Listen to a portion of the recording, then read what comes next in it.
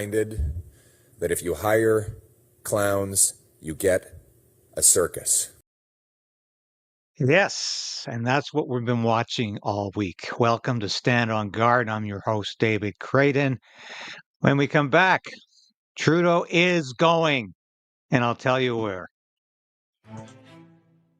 So we are in a very precarious position in this country. We need political change, but we also need the resolve to resist.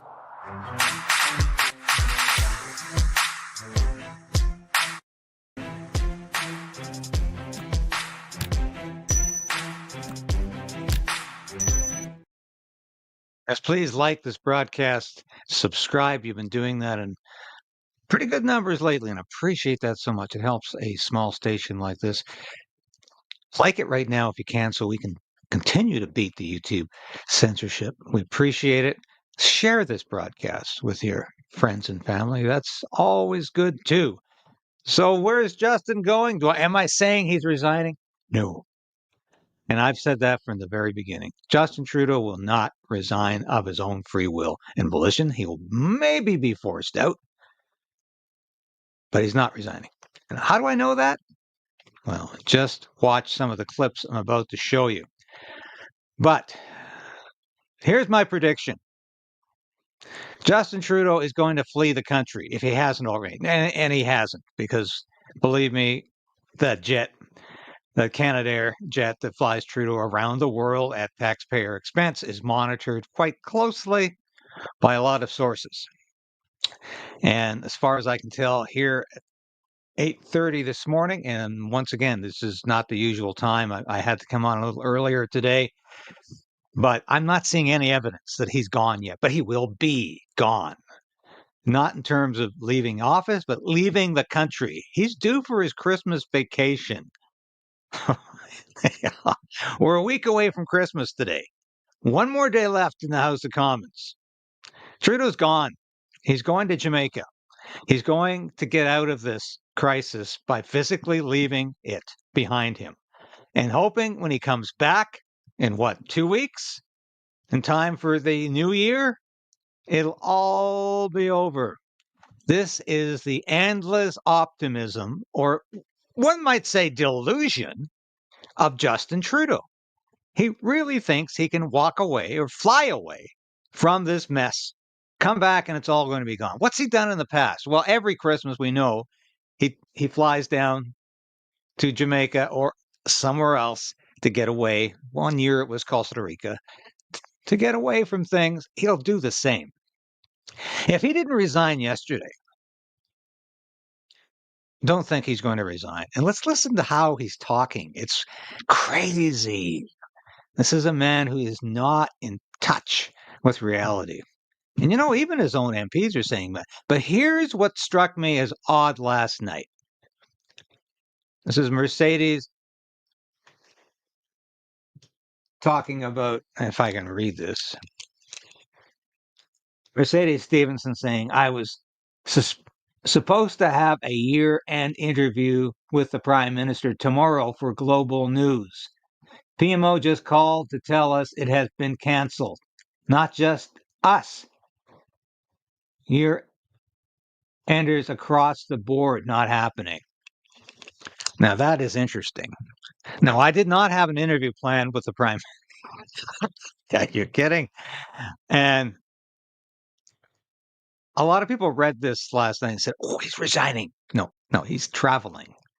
He's leaving the country. He's just telling people, I'm not going to be around for the interview. I'm leaving early. Now, you watch this unfold today. This is precisely what is going to happen.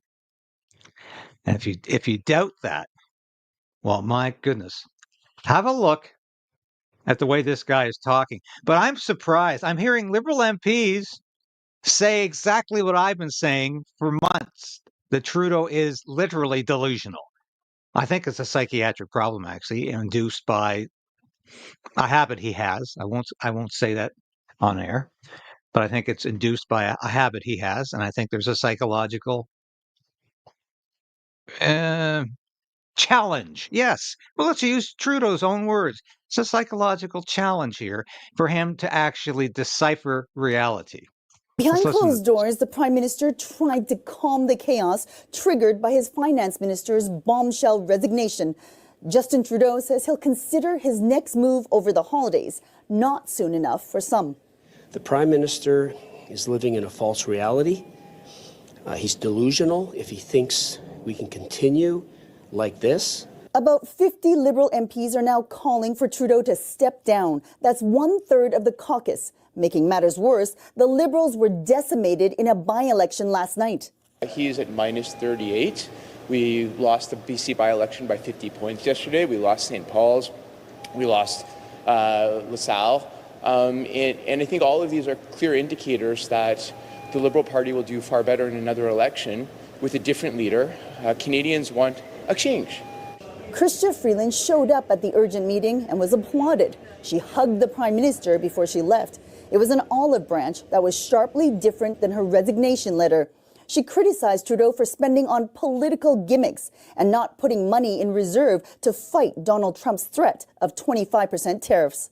Freeland negotiated the last free trade deal with the U.S. under the previous Trump administration. On social media, the president-elect celebrated her exit, called Freeland's behavior toxic, and said that she will not be missed. The opposition says all this shows that the Prime Minister needs to prove he has a mandate to lead the country. And of course, that's a little out of date. We're up to 60 MPs as of this morning, possibly 80. I saw that last night, actually. 80 MPs, perhaps, are going after Trudeau. But let's have a look at the way Trudeau is talking, because, this is the way this guy feels right now. And here we go. Well, the Prime Minister showed his spirit to lead. Like most families, sometimes we have fights around the holidays. But of course, like most families, we find our way through it. But goodwill is running dry. Sources say about 60 Liberal MPs, more than 1/3 of caucus, want Justin Trudeau to step down. Yeah, that's a hefty number. That's a hefty number. And Trudeau, is he talking like a man who wants to resign, or is he talking like a man who's going away for his Christmas vacation? That's exactly what he's doing here. And it's all very frightening how he can ignore reality. But that's what Justin Trudeau does best. Now let's listen to a bit more of his speech. Because once again, this does not reflect a man who really thinks he needs to resign or be held accountable for the mess he's created. Prime Minister Justin Trudeau appears to be holding steadfast as leader of the Liberal Party, despite a very tumultuous day yesterday in Ottawa. It was probably his worst day in office. Trudeau didn't speak to reporters after leaving a caucus meeting yesterday evening, with some of his own MPs publicly calling on him to step down. Trudeau did, however, address MPs and party supporters at a Liberal Party Christmas fundraiser at the Canadian Museum of History. We now understand that Trudeau is considering his options as leader. That mission to consistently put in the work so that we're living up to our ideals and values, that's at the core of what makes us Liberals. And it's why you show up here, even on the toughest days, as a party.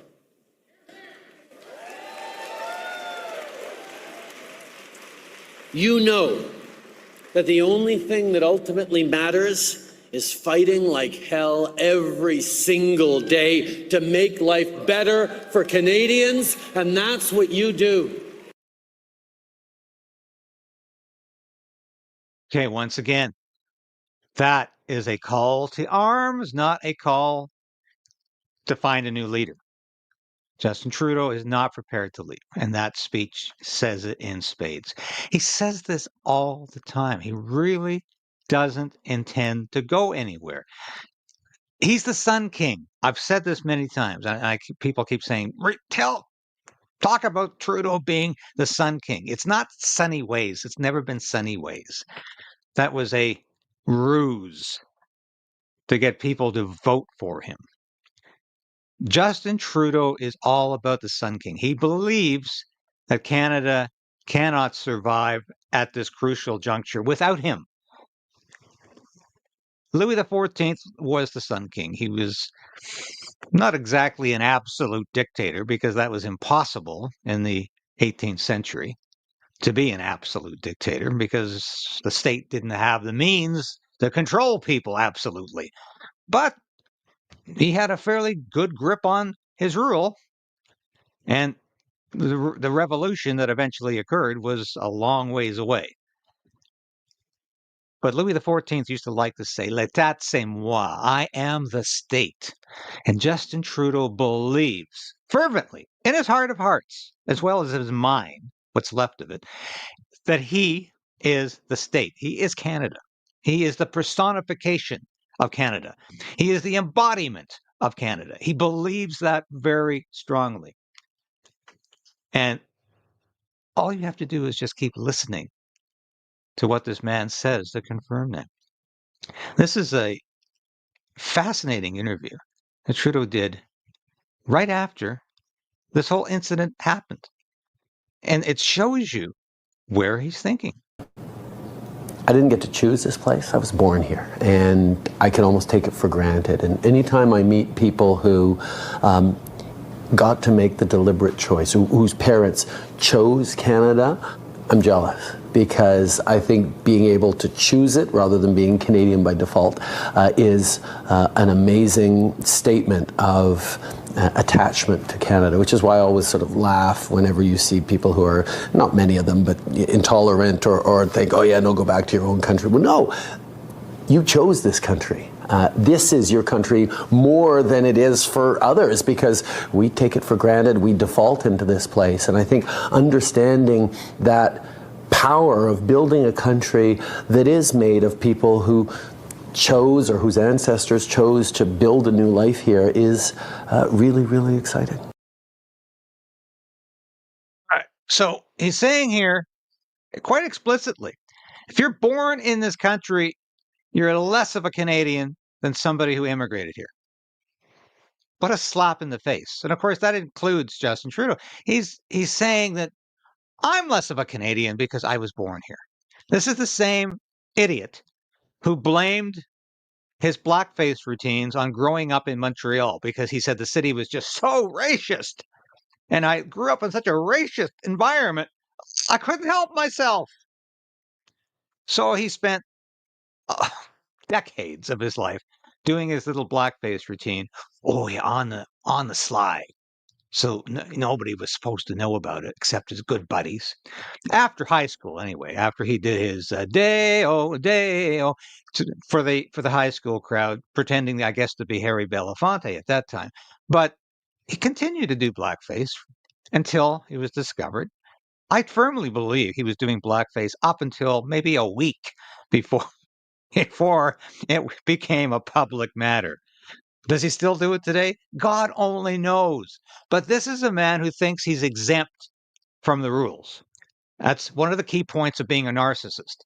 You are exempt from the rules of life. They don't apply to you. That can be very dangerous. That's why a lot of narcissistic people end up as serial killers because they don't think the rules apply. They don't have to obey the law because the law isn't applicable to them. They're above it. I'm not suggesting Justin Trudeau is going to be a serial killer or has been. I'm suggesting he is a narcissist in the truest form of that word in that description.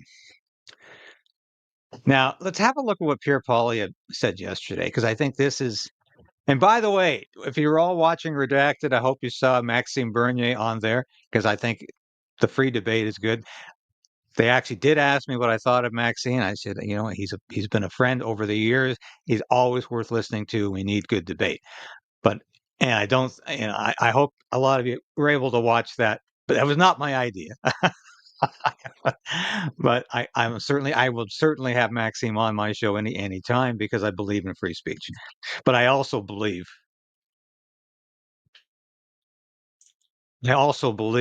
that Pierre Poilievre is going to win the biggest majority in history. Why do I believe that? Because of the results of yesterday's or the by-election in Langley, British Columbia. If you have a look at that, and that's of course that's that the results of that election are on the thumbnail this morning. 66% conservative, 17% liberal, 17% NDP.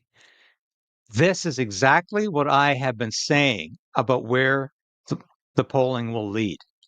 It leads to the decimation of the Liberals and the NDP. They were slugging it out for second or third place, no matter how you want to look at it. The Conservatives won a huge majority. This is a riding, a suburban riding in Vancouver. I know the area very well. Huge majority, 66%. That is almost unheard of in a three-party system where you've got effectively five parties at times, especially in BC. So what does that tell you? Exactly what I've been saying all along here is that the NDP and the Liberals are going to annihilate each other, splitting the vote amongst themselves in the next election. And the Conservative Party of Canada is going to win the largest majority in history, but it could be such a supermajority that it would be almost unwieldy because there's going to be so few Liberals and NDP elected in this. It's quite interesting. I have never seen the dynamics like this before, where it's going to be a toss-up between the Liberals and the NDP as to who finishes in second place. And overall, in terms of seats, the Bloc Québécois could actually be the official opposition in the next election and after the next election, because the Liberals and NDP could be down to 5 seats each. I'm not kidding. This by-election in Langley confirms what I've been saying about where the political dynamic is right now. I've spent a lot of time studying polls over the years. As I said, I did political science with Conrad Wynne, who was the founder of Compass Polling, and I'm fascinated by how polling works and what it indicates. And in this case, it indicates huge mega majority for the Conservatives. And not only that, the complete annihilation of the Liberal and the NDP in the next election. This is absolutely fascinating. So don't be concerned about vote splitting on the right. And I don't think that's going to be an issue. The Conservatives are going to win this, and we got to get beyond Justin Trudeau. We need a new leader. We need a new prime minister, and that's going to happen. I can pretty well guarantee you that. But let's listen to Pierre yesterday. And like I say, I think he was dead on in these comments here. That if you hire clowns, you get a circus. But no one should be laughing, because there are real consequences for yesterday's chaotic liberal clown show. These are the consequences. The deficit is 50% higher than we were promised. Our dollar has plunged below 70 cents American for the first time in ages, which means more expensive fuel, food, clothing, and materials for things like automobiles. It means our people will be poorer, and the dollars they worked so hard to earn are worth less. The real consequences of yesterday's clown show are playing out in tragedies right across this country. But before we talk about those tragedies, let's talk about this incredible, ridiculous, embarrassing Liberal day on Parliament Hill. Let's capture the story here for a second. The world markets were watching to find out the size of our deficit. Remember, Chrystia Freeland, after helping Justin Trudeau double the national debt, add more debt than all prior prime ministers combined, said we can't go beyond the $40 billion guardrail, or else we'll go off the cliff. But throughout the year, with the prompting of Carbon Tax Carney, Trudeau's #1 economic advisor, he kept pushing his finance minister further and further leftward. More spending for this or that political gimmick. Listen, yesterday's post by President Trump just shows that Justin Trudeau. I cut it there. I didn't include the question. It was barely audible. But he's asked the question about what do you think about Donald Trump's post on social media, Truth Social actually put it up on, where he again taunts Justin Trudeau as the governor of the 51st state, and he castigates Chrystia Freeland as being toxic and she will not be missed. And this is Poilievre's response to that. And his chaotic clown show makes Canada weak. Trudeau's lost control of everything, lost control of borders, lost control of immigration, lost control of spending, inflation, and debt. And Canadians are paying the price for this chaotic NDP Liberal clown show. Everyone is laughing.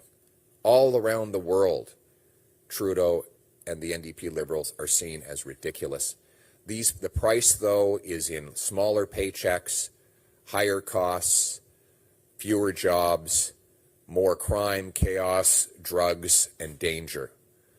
But the good news is that Canadians can elect a common-sense conservative government with a leader who has the brains and backbone to face President Trump, who has a plan to unleash the productive forces of our workers and entrepreneurs to bring home our money and defend our economy, and to take back control of our borders, immigration, spending, and everything else, so that we can put Canada first.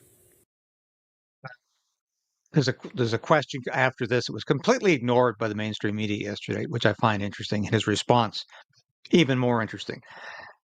But he's straddling the line here. He's walking a tightrope here by not looking like he's in Donald Trump's pocket, which he's not, and also not looking like he hates Donald Trump and he fears Donald Trump or he thinks Donald Trump is a threat to Canada ultimately.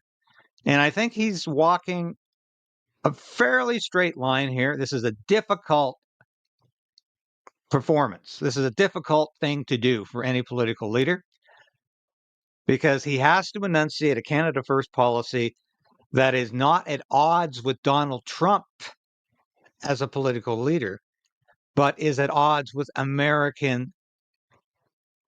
usurpation of Canadian sovereignty. That's the issue here. Poilievre cannot be seen as endorsing any kind of abrogation of Canadian sovereignty by the United States. By the same token, he cannot be seen as viewing Donald Trump as this evil orange guy who wants to take over the world. Because a lot of the grassroots conservatives like Donald Trump. I like Donald Trump. I like what Donald Trump is doing policy-wise.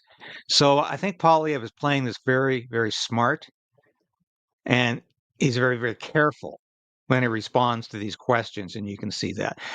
Listen to how he responds to this next one. Thank you. Next question. Ithel Musa with CBC News. And Mr. Poilievre, if you could also answer this question in French as well as English. The government is coming out with a $1.3 billion plan to address border security. Do you think that's enough to stop Trump's tariffs?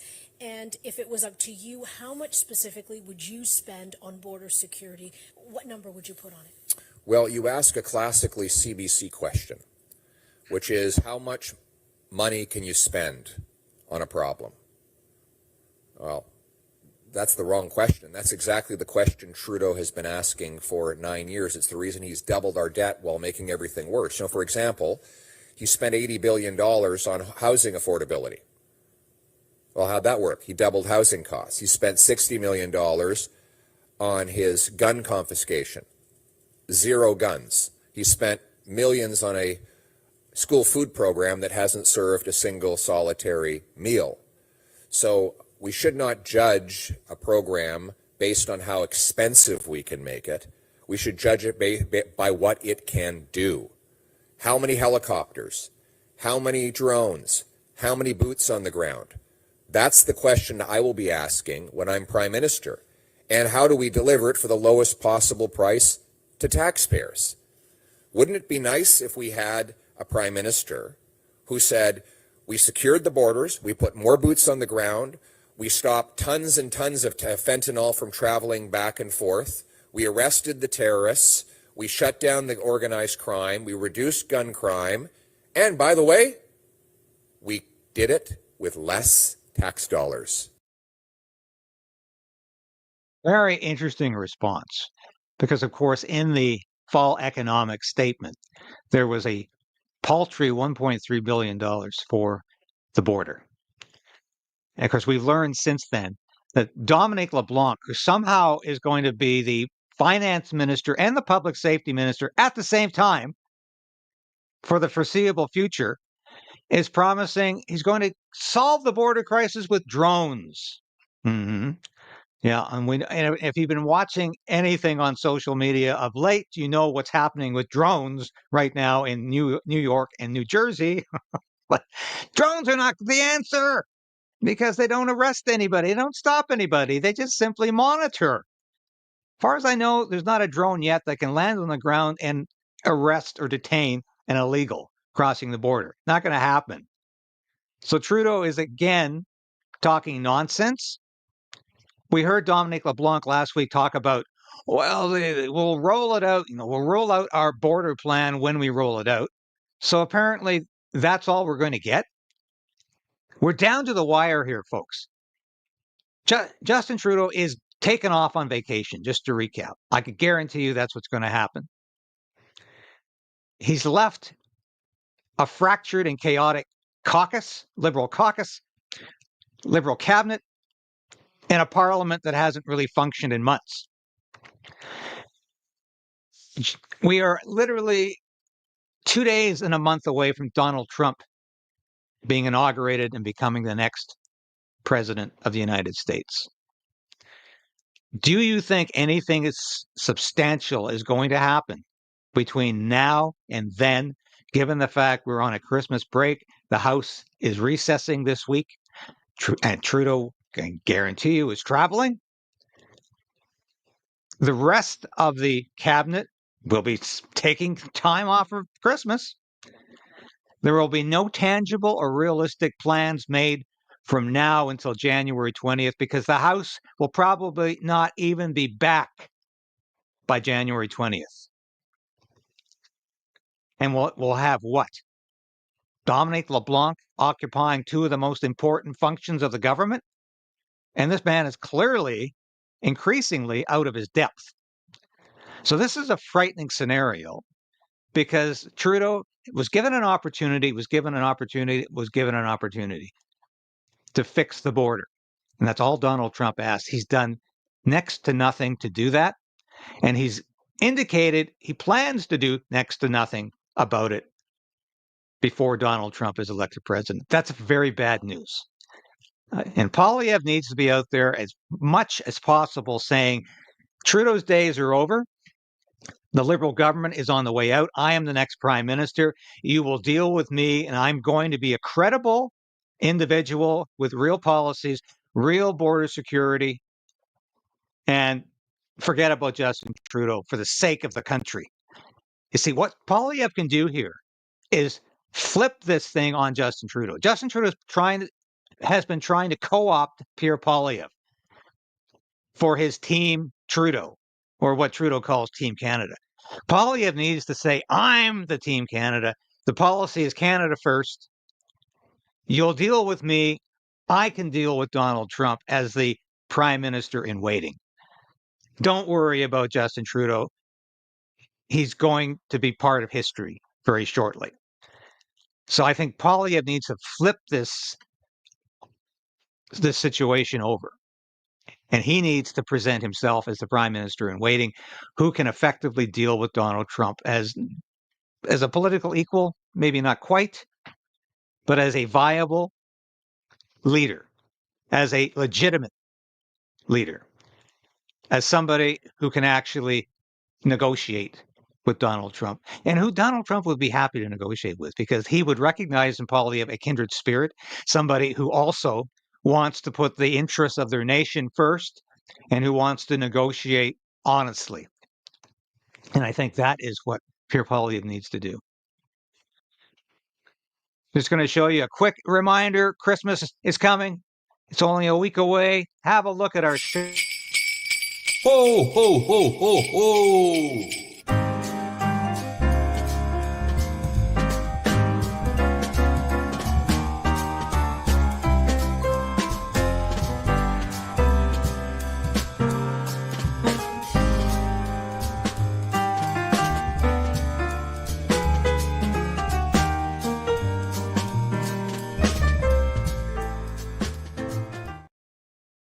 Yeah. How do you like this? We just got this. I think I showed it to you yesterday. It's got the Stand on Guard logo on it. Some people are asking about that. As Frank Sinatra used to say, that's class, baby. Yes, these are available now. Have a look at the shop, the merchandise. Order something for Christmas, please. And I'll be back again tomorrow with all the news you need to know. And let's continue to resolve to resist, because the Trudeau's days are numbered. They're over.